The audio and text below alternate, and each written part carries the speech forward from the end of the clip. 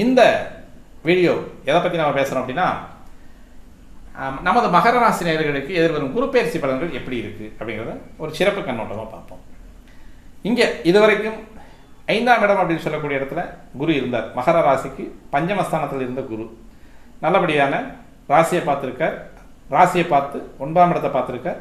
லாபஸ்தானம் அப்படின்னு சொல்லக்கூடிய 11ஆம் இடத்தையும் பார்த்துருக்கார்.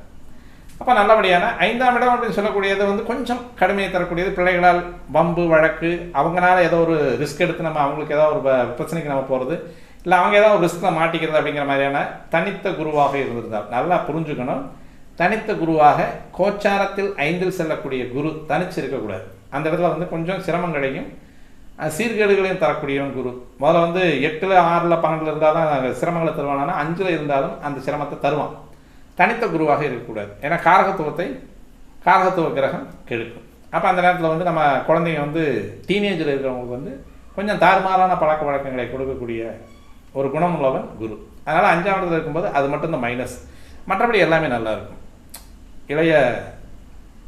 அதாவது ஒவ்வொருத்தருக்கும் இளைய சகோதரம் பிறக்கிறது, கல்யாணம் பண்ணிக்கிட்டவங்களுக்கு புதுமண தம்பதியர்களுக்கு சீக்கிரமே, அதாவது இப்போ என்னாச்சு அவங்க வீட்டில் விசேஷமான கேட்குறவங்களுக்கு சீக்கிரமாக வாயடைக்கிற மாதிரிக்கான பதில் சொல்லக்கூடிய ஒரு அமைப்புகள் எல்லாம் 5ஆம் இடத்துல குரு வரும்பொழுது செய்வான். ஏன்னா 5ஆம் இடம் அப்படின்னு சொல்லக்கூடியது புத்திரப்பேரு அப்படின்னு சொல்லக்கூடிய இடத்துல கோச்சார குரு வரும்பொழுது அதை செய்வான். அப்படின்றது வேறு ஏதோ ஒரு கிரகம் அந்த இடத்துல இருக்கும். 5 கூடையவன் அந்த இடத்துல இருந்து, சுக்கிரன் அந்த இடத்துல இருந்து குரு போயிருந்தால் சீக்கிரமாக குழந்தை பேர். புதன் இருக்கும்போது இன்னும் விரைவாக பிள்ளை பேர் அப்படின்ற மாதிரியான ஒரு விஷயத்தையெல்லாம் கொடுத்துருப்பான்.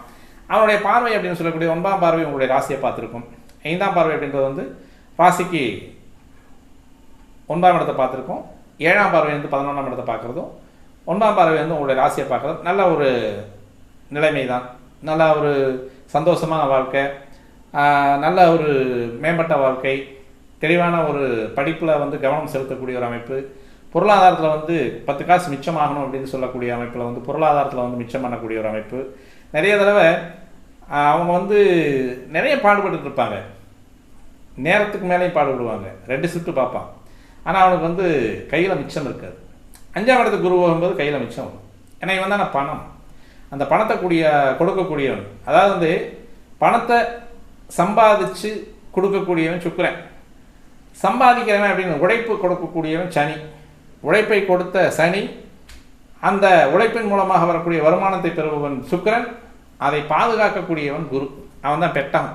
அந்த இடத்துல தான் இவங்ககிட்ட எவ்வளோ பேலன்ஸ் இருக்குது, கையிருப்பு எவ்வளோ இருக்குது அப்படின்னு சொல்லக்கூடியவன் தான் குரு. அப்போ அந்த குரு 5ஆம் இடத்துல இருக்கும்போது நல்லபடியாகவே அந்த நல்ல பலன்களை தருவதற்கு